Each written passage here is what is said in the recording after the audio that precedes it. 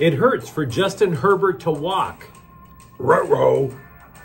Clayton Kershaw's nightmarish performance in San Diego ended a historic run, and we all hold Kobe Bryant dear to our hearts. But 3 statues? Really? Hi, I'm James. This is your daily dose of sports and snark for the greatest sports city in the world, Los Angeles. This is the faithful Angelenos Morning Report. So it is August 2nd, 2024, and the rent is too damn high. Can I get an amen? Whatever. Let's talk a little LA sports. If you like being in the know about LA, click the like button. Click the subscribe button. There's a notification bell. Hit that and let you know when we drop new content. Sharing is caring. Let people know we exist. And by all means, comment. Now, before we go through the news and notes, look at the scoreboard. San Diego 0, Angel City FC 0. 90 plus minutes of running around and having orange slices for pretty much no reason whatsoever in the Liga MX Summer of Whatever tournament. Meanwhile, today, the Dodgers are at Oakland at 6:40. Gavin Stone is 9-4 with a 3.34 ERA. Joey Estes. Man, I'd love to say that with like a harsh Italian accent. Hey, Joey Estes. He's 4-4 with a 4.92 ERA. What do you say we get to the news? There was a time when Justin Herbert was considered one of the NFL's most durable quarterbacks. And that was a blessing when you consider how many times that poor guy had to go back to pass with the Chargers down by 3 touchdowns.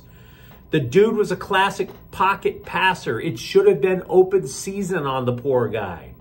The dude wound up starting 62 consecutive games for the Chargers. Didn't matter if he had bruised ribs, he was going out there. A torn labrum in his non-throwing shoulder. Whatever, coach, get me the ball. I can throw with that one. Crazy strong, crazy durable. He was playing until he broke a finger in his throwing hand last year and wound up missing the last month of the season. Now, he can't walk. Technically, he can walk. It just hurts like hell to walk. He has something called a plantar fascia issue. Now, for those who don't know, the plantar fascia is a tissue. It connects from the heel of your foot to the base of your toes. Old people get problems there a lot because, after all, you've used your feet for decades. Eventually, that's going to wear out. Now, I know how bad the Bolts wanted to run the football, but I'm guessing with that level of pain, this is going to rule out both the option and the wishbone. Tough luck.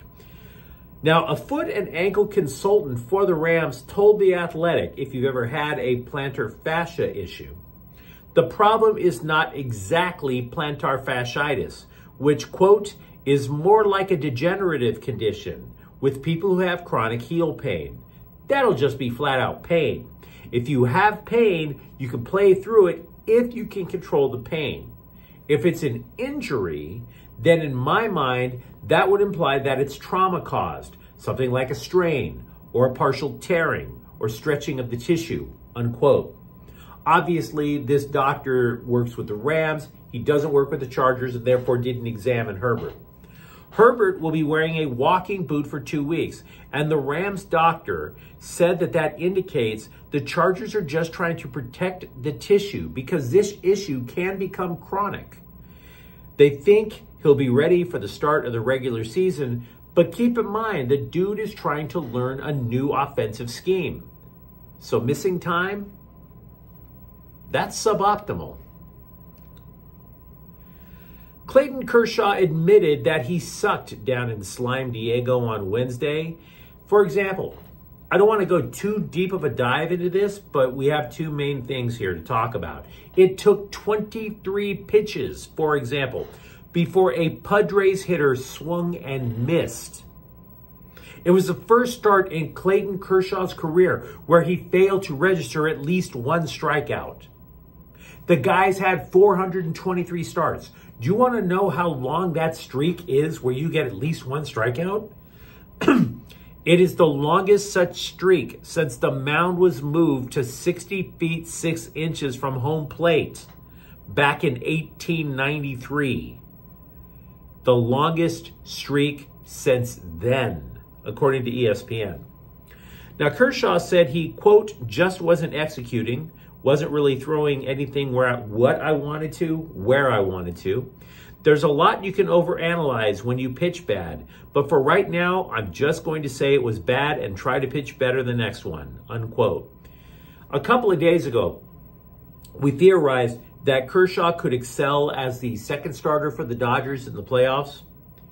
If you think about it, the reason I was saying that, the late start to Kershaw's season indicates that he wouldn't wear down at the end of the year like he would if he had started with everybody else.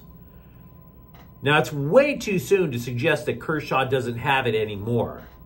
But even if he cannot revive that level of quality, and it's not going to be good enough, obviously, to be the second starter, I'd be still cool with him being the fourth starter in a playoff rotation, at least right now. And by the way, another Dodgers pitcher who was hoping to be better by now and still might not be coming back soon is Walker Buehler. Buehler allowed 4 earned runs in 3 1/3 innings for AAA Oklahoma City last night. 7 hits, 3 walks. He did strike out 6, though. If you believe in the power of prayer, as I do everybody a favor. Lob one up for Maximus Friedman, who is Freddie Freeman's son. Maximus is 3. He is battling a severe and rare neurological condition. Because when it was originally discovered, Freeman, obviously, you recall, left the team to be with his family, which totally makes sense. We just didn't know how bad it was at the time. It's so bad, it led to full body paralysis, according to a social media post from Chelsea Freeman, Max's mother. Now, if you're wondering when Freddie might come back to play, I hear you. I do. But now is not the right time. Dave Roberts said he hasn't even broached the subject with Freeman because, quote, I just don't feel it's right, unquote. And I get it. We love to call out Dave Roberts for the mistakes he makes, but he's correct here. Absolutely. There are so many statues in front of Crypto.com Arena that it's almost impossible to actually get inside. But that's not going to stop the Lakers from putting up 2 more statues to Kobe Bryant.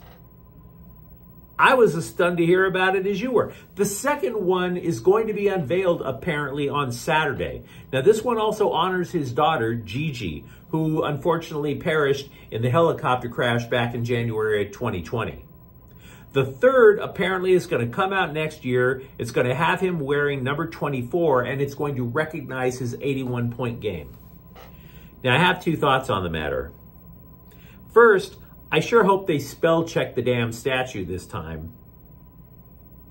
I mean, if you recall, the first statue, the artwork was fine, but the spelling on it was trash. Trash. T-R-A-C-H, trash. That's how bad it was. Second thought. What are they thinking? I mean, sincerely, what are you thinking? How many statues does Crypto.com Arena actually need? They already have 12. 12. I don't have enough fingers to count that many statues. 12.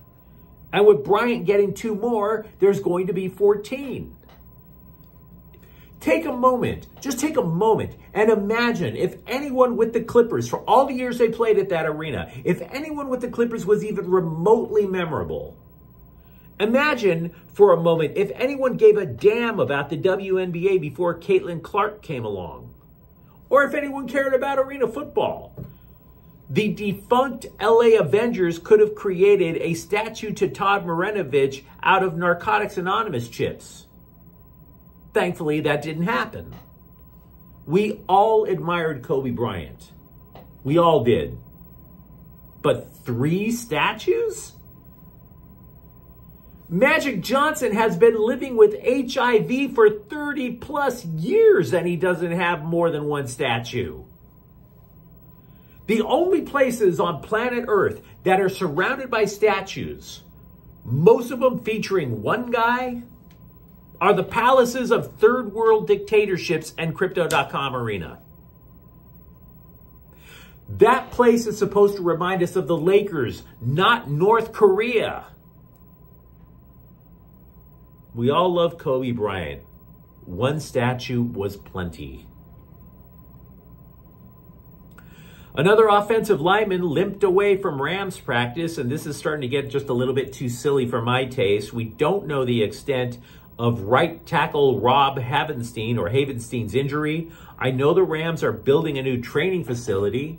I sure hope it has plenty of bubble wrap to effectively seal Kevin Dotson and Steve Avila, because at this rate, they're down 60% of their starting offensive line. They're going to wind up having to raid the UFL for people in about 4 or 5 days.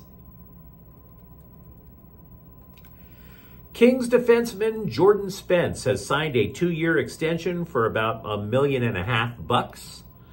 You might recall 2 years ago, the Kings had 2 young right-handed shooting defensemen with similar type numbers. And so the decision was which one to keep. They chose Spence over Sean Dursey. They sent Dursey to Arizona/Utah. He is a third pairing defenseman, which means he will likely get linked with free agent signee Joel Edmondson. Now I say that because GM Rob Blake has been getting killed for signing Edmondson. Don't be surprised if Spence gets some residual hatred for being paired with that guy as the season wears on. French soccer legend Olivier Giroud has arrived in the United States and admitted telling someone years ago that, yeah, he always had an MLS somewhere in his mind, but he didn't want to come to the Galaxy back then because the time was not right then to leave Europe. But now, with LAFC, quote, "To join LAFC is destiny. God wanted me to be there with you guys," unquote. Now, I am absolutely fine with anyone wanting to bring up God. I'm absolutely fine with anyone wanting to thank God. But I know the knee-jerk reaction from the agnostics and the atheists is, look, bro, God didn't have anything to do with this. And you know what? In this case, I'm going to have to side with the atheists. But you let me know what you think in the comments thread. Talk to me, for example, about if the Chargers season, I'm not saying that it's going to be whacked, but is it being put at risk with Justin Herbert having problems walking? What about Clayton Kershaw? Do you have any optimism left for the guy right now? And if you enjoy the content, don't forget to subscribe to Faithful Angelenos. We're talking LA sports every single day here. Thank you for watching. I'm James. We'll be back tomorrow. Faithful Angelenos is a Kian Cortel Queso production. Take care.